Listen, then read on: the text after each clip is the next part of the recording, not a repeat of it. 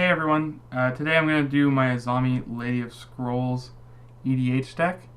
It's one of my favorite decks to play, and I've played it for a few years now. It's been really well tuned. It's nothing crazy competitive, but definitely does have a few spiky cards. So the entire deck is built around the premise of Laboratory Maniac and Jace. Both have the same ability that if you were to draw a card while your library had no cards in it, you would win the game. This edition, Jace edition here, really helped make this deck more viable. Only having the one win condition was a little bit harder. It's been more consistent now, but we'll get back into those here shortly. So we'll start off here with the other Planeswalker in the deck. So I have, like I mentioned, the Jace that lets you win the game if you were to draw a card with no cards in your library. The only other Planeswalker I have is Jace the Mind Sculptor. It's a great Planeswalker. Being able to brainstorm every turn has its advantages. With a few fetch lands, you're able to shuffle away cards you don't need, or filter out cards out of your hand for miracles, stuff like that. We'll start here with some enchantments. First enchantment is Rhystic Study. It's an obvious include here. It's a basically free draw, or you slow down the entire game, which helps you with long game. It's never failed me before. For only 3 mana, it's actually an absolute include. Mystic Remora, very similar to the Rhystic Study. Cumulative Upkeep does slow you down, so getting this early game is great because no one can pay the 4. Getting it late game gives you almost a couple extra turns. If everyone pays the 4 mana, they can't do very much. So slows down the game or get you the card draw you need, same thing. Last one is Mind Over Matter. This instantly combos with your commander. If you have both of these on the field, you tap a wizard to draw a card, discard a card, you untap Azami, you tap a wizard, you draw your entire library. As long as you can get Labman or Jace down, you essentially win the game. So this is instant include. Yeah, so we'll put that aside here. So those are my 3 enchantments. We'll move over to artifacts now. So Soul Ring, it's an instant include. It's netting 1 mana. Having the extra 2 mana per turn is great. Library of Lang.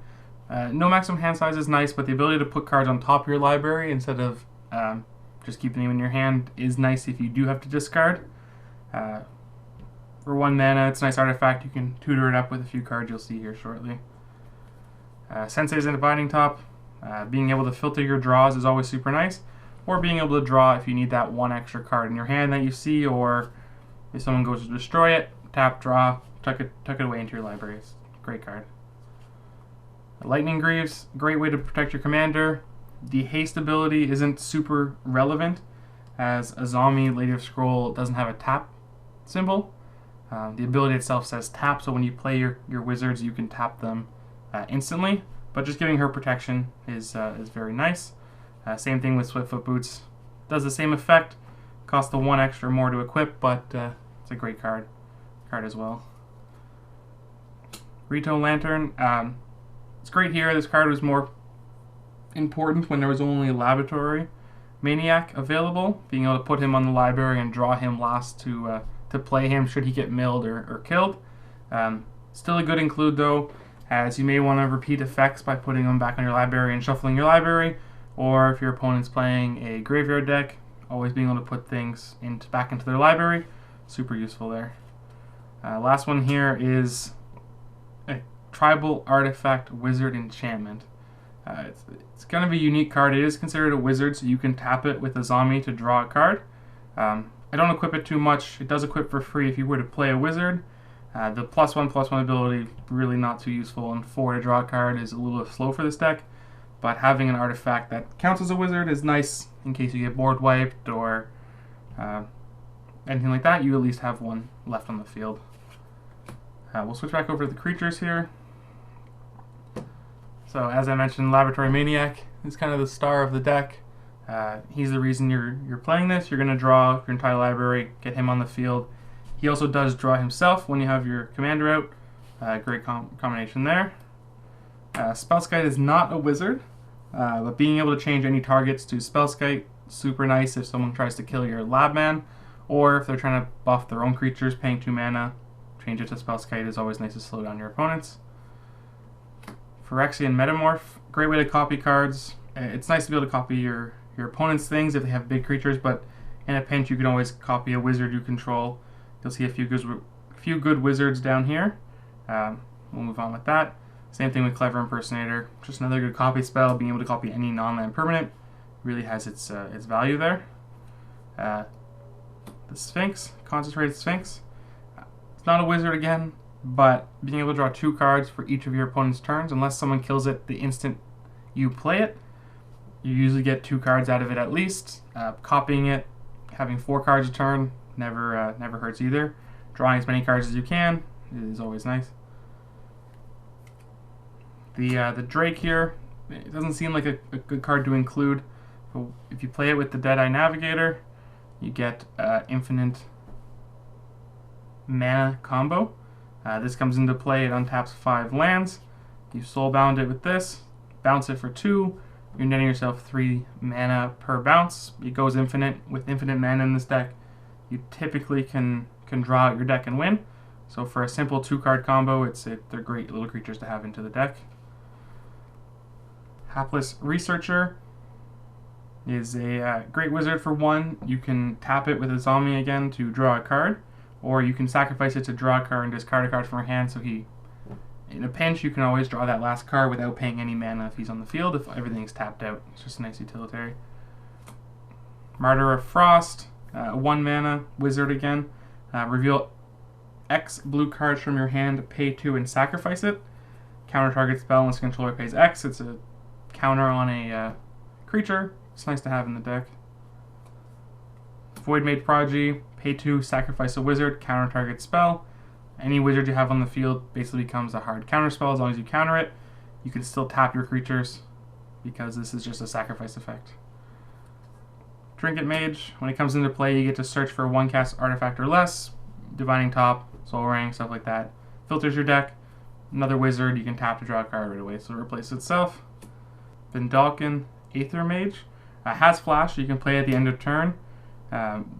When it enters the battlefield, return target sliver to its owner's hand. Doesn't come in handy too much, but the wizard cycling here at the bottom, paying 3, and being able to get any one of your wizards, utilitarian wizard you need at the time. Great card. Jace's Archivist, great card for 3 mana, and then pay 1 to tap. So you'll have to wait 1 turn for this, but each player discards his or her hand, draws cards equal to the greatest number of cards a player discarded this way. You're typically the player with the most cards. Typically you tap this, you discard about 10 or 15 cards, draw 10 or 15.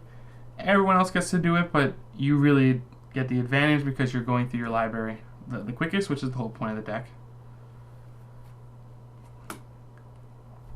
Information Dealer, it's another wizard for 2. You can tap it to look at the top X cards of your library, where X is the number of wizards you control. It's a good way to filter your draws. If you want to look down maybe 5 or 6 cards, and then decide how many you're going to draw, maybe shuffle your library with a few effects you'll see here. Great to filter your lands, your draws. Fate Spinner just slows down the game. We don't care about attacking so much, so we always skip the combat phase.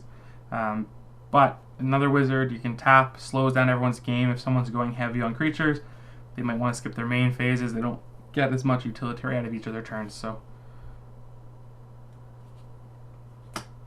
Lighthouse,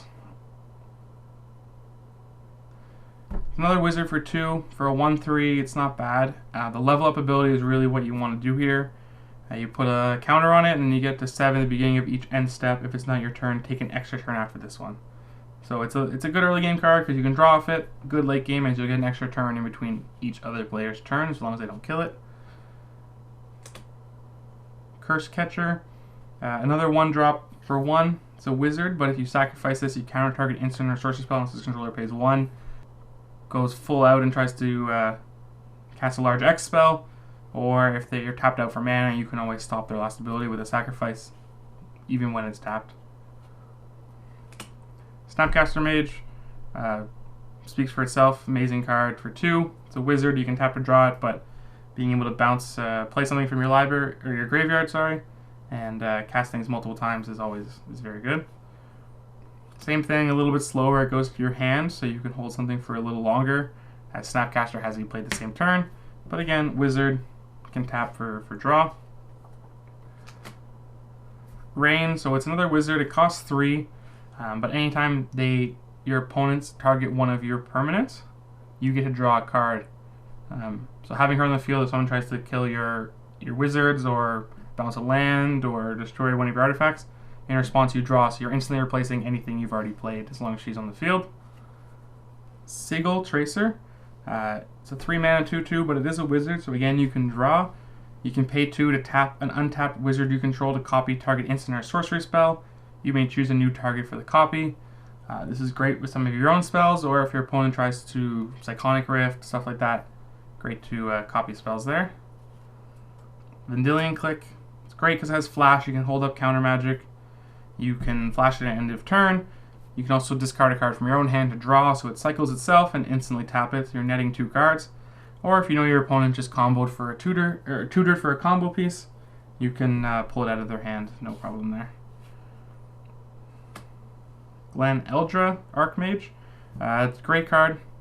It's 4 for a 2/2, but you can sacrifice it to counter target non-creature spells. But it has persist, so it'll come back with a -1/-1 counter on it. You basically get two counters out of this one creature, or if they were to die to a board wipe. If we move over to the instance spells here, so there's a good counter package in this deck. You want to use it to protect yourself. Maybe if someone's doing something crazy, but most of the time it's just to combo out or protect your own creature. So the Mental Misstep, counter target spell will convert mana cost 1. I run this because you pay 2 life, it's free, it's great against Path of Exile, Swords of Plowshare, very common 1 mana removal spells. Protect your combo. Misdirection, again, you can play it for free. Never hurts if you're trying to get your creatures down, but still have the ability to protect them in your opponent's turns. Arcane Denial, counter target spell for 2. It's a hard counter. You get to draw a card, but so does your opponent. You're replacing the card in your hand and you're drawing through your deck. It's great. So Swan Song is a great counter spell. It only targets enchantments, instants, or sorceries, but for 1 mana, and giving them a 2/2 is not really a big concern in an EDH game. Normal counter spell, speaks for itself. 2 mana, counter anything, no drawback there. Negate any non-creature spells, good for board wipes or large X spells if someone's trying to do something crazy. 2 mana, almost as good as a counter spell. Not for creatures, unfortunately, but never a problem. Stifle here, counter target activated or triggered ability. For 1 mana, it comes in handy. Enter the battlefield triggers or artifacts, stuff like that. Great way to counter it. So. Pact Negation. This is kind of a last-ditch effort. You really only use this if you're in a pinch or you're trying to combo out. Paying the 5 mana on your next upkeep does slow you down a lot, but if you're trying to win that turn, it's a free counter spell, along with Force of Will here. So another free counter spell. Discard a card and pay 1 life. Counter anything. Again, this one you can use kind of anywhere, but good for when you're trying to combo out and you're tapped out there. Cryptic Command. There's just so much utility here with Cryptic Command.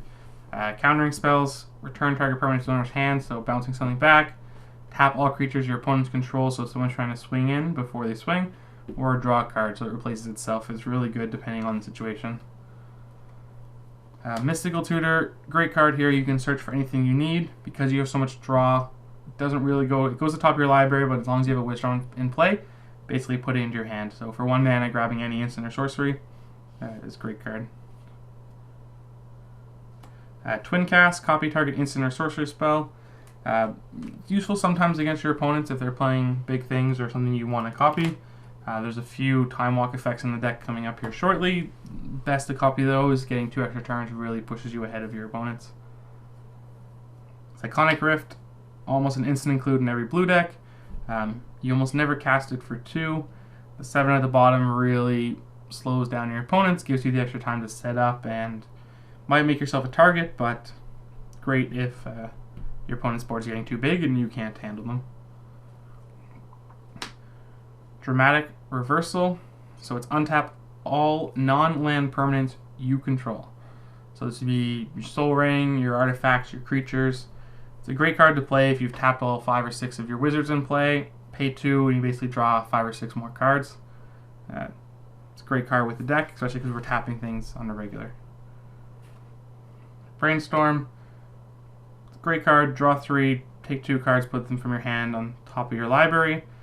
With shuffle effects you'll see here soon, it's great to be able to discard cards you don't need, or dig down those extra 2 cards that you need just to get the answer you need to a opponent's cards.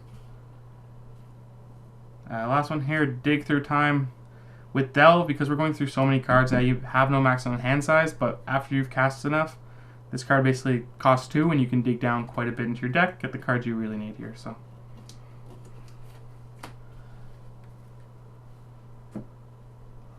the next one we'll look at here is the sorcery cards. Very much like Dig Through Time. Treasure Cruise, so paying 1 to draw 3 cards once you have 7 cards in your graveyard. Again, we're casting so much, we're playing so many little small spells, the graveyard fills up pretty quickly, so 1 mana or 2 mana for 3 cards. It's great value. Ponder, look at the top 3 cards of your library, put them back in any order. You may shuffle, so this is one of the shuffle effects should you need it, and then you draw a card. So it replaces itself for 1 mana, it's great value. Spell Twine, so you get to choose an instant or sorcery in your graveyard, and 1 in your opponent's, and cast them without paying their mana costs. It's great if you have a big spell in your graveyard, like a Time Walk effect, or your opponent has just played something that you want to cast. 2 cards for the price of 1, and being able to repeat effects that you need. Great card. Deep Analysis, so 4 mana for 2 cards isn't amazing, but if you need to discard this, or if this ends up in your graveyard, you still have utilitary. If you're running low at the beginning of the game, flashing it back for 2 cards is where you get your real value there. Windfall, much like the Jace creature, each player discards his or her hand, draws cards equal to the greatest number, so being able to do this, if you have a lot of cards in hand to draw out, is great, or if you're running low on cards because your commander keeps getting killed, being able to cycle everyone's hands and refill back to where everyone is, it's great for 3 mana. Ancestral Visions, this card gets a little worse late game, but early game, turn 1, 2, great card to play, being able to draw 3 cards a little bit into the game for free, or essentially free later, but 1 mana early, it's a great card. Phyrexian Probe, so again it's 2 life, it's Phyrexian mana. You can look at target player's hands and draw a card. I only put it in because you can pay 2 life, so again if you're trying to combo out and you need that last ditch effort to draw a card, you use this, pay the 2 life. You may be tapped out, but your opponents don't realize you can still play things for free. Mana Servants, so this card has gotten me a little bit of interest from my playgroup. So it's search your library for any number of land cards, remove them from the game, and shuffle your library afterwards. Now initially reading this, a lot of people feel like that's not of value to them. This is mostly a card you play near the end of your game, last turn or 2 when you feel like you're gonna end the game.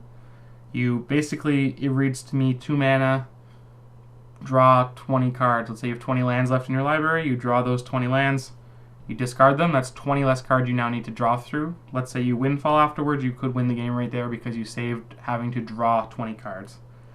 You only want to play this though once you have enough lands in your hand at the minimum, or better yet, enough lands on the field to actually continue playing should something happen. Here's a few of the Time Walk cards. So Time Stretch is 2 extra turns for 1 card. It is 10 mana, it's a late game card. If you get to cast it off, or if you get to cast it from your graveyard, if it's discarded, great card for 2 turns for 1. Temporal Mastery, the miracle cost here is what you're trying to go for 2 mana. To take an extra turn is basically a straight up Time Walk. With the discard effects, Library of Lang, shuffle effects, you can get this on top of your library, brainstorm, stuff like that.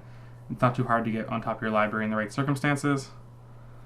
Time Warp, 5 mana, take an extra turn. It's not horrible. Having redundancy though to have this card in the deck is always great. Temporal Trespass, it's another Delve card. The borders are white. That's how I got it, unfortunately. But you can Delve, so for 3, you can essentially do it for 3 mana. later game or early game if you're getting milled, take an extra turn, be able to set up, repeat, stuff like that. It's a great card. So that's all the sorcery. So what we'll do now is we'll go to the lands. The deck runs 20 basic lands. I just run a few foil peels, really shiny foils, altars, and then mostly just some full arts here at the back. But what you're really going to need is your utilitarian lands. So I'll run here, I run the Flooded Strand. It's just filtering your deck, being able to draw your basics, one less card you have to draw, or the shuffle effect. That's the real value. If you have Brainstorm or Jace up, being able to shuffle cards you don't want away really filters your land. Same thing with the Polluted Delta, Misty Rainforest, and Scalding Tarn. So you want to run these 4 fetch lands. It's all the colors, all the blue, but they really come in handy when you need to shuffle your library. Reliquary Tower, you're drawing so many cards, having no maximum hand size is always great. Taps for 1 doesn't come into play tapped, great card. Academy Ruins, you don't have too many artifacts, but it doesn't come into play tapped. You get 1 generic, and then being able to put an artifact on top of your library should you need it, like your Soul Ring, your Divining Top. It's always great to have the ability to do that and then draw right away with a wizard. It's a legendary land. Adds for blue, so it taps almost like a regular island, but it has the ability to pay 1, untap target legendary permanent. So being able to untap your commander, any other legendary creatures you have in play, being able to tap them again to draw, it's always great. For 1 mana, draw a card is never a problem. Beiseiju, who shelters all. It does come into play taps, so it's a little slower. But if you pay 2 life, you can add 1 to your mana pool. If you spend that mana on an instant or sorcery, it can't be countered. So if you're trying to take an extra turn, this is a great card to have in play. They can't counter your extra turns. You're guaranteeing yourself at least another turn there. Nykthos, Shrine to Nyx. So it comes into play, it taps for 1 right away. But if you pay 2, you can choose a color and add to your mana any amount of mana that color equals to your devotion to that color. So having a few creatures on the field, you could tap this for 5 or 6 mana pretty easily. Once you get into play, you can also untap it with this, as it's a legendary permanent. You repeat the effect, and you can actually have lots of mana pretty quickly into the early game. Cavernous Souls, you almost always name Wizard here. You add 1 mana to your mana, spend this mana to cast creatures of the chosen type. That spell can't be countered, so you can definitely get your wizards into play. It's a great card to have in a tribal deck. Sepicalled Colosseum. Adds 1 to your mana pool of blue, but it deals 1 damage to you. The last ability here, the Threshold, so you sacrifice this card. Target player draws 3 cards and discards 3 cards from his or her hand. You can only play this if you have 7 or more cards in your graveyard. So late game, this is a great card. Pay 1, draw 3. It's great to be able to draw. Again, if you're trying to combo out and need those extra 3 cards in your hand, great card to have. Temple of the False God, so you need to be at least your 5th land for this to take effect, but denning for 2 is almost as good as a Soul Ring. It's a mana ramp in the land. Same with Ancient Tomb. This deals 2 damage to you, but the 2 life you're not too worried about. You really need the ramp. You need to be able to play some big spells earlier on and get yourself going. Tolarian West is a land that comes into play tapped. You use it for its transmute ability a lot, being able to tutor for some utilitarian lands or some free spells like Pact of Negation in a pinch, if you know something big is coming from your opponents. Lonely Sandbar comes into play tapped, and it adds only 1 blue. Most of the time I use it for its cycling effect. I discard this card and I draw a card. I usually try to save this for my last land to play if I have some basics, just to keep it for cycling, as it filters your draws and it only costs 1. And then the last card, Prismatic Vista. It's almost like the fetch lands here at the beginning, but you can search for only a basic land. Not that we're running any duels, but again, good shuffle effect. Pay the 1 life, and you can filter your draws and shuffle your library should you need to. So again, that's my Azami Lady of Scrolls deck. It's pretty spiky sometimes. It's fun to combo out. Lots of interactions, lots of fun ways to build the board. and to win the game.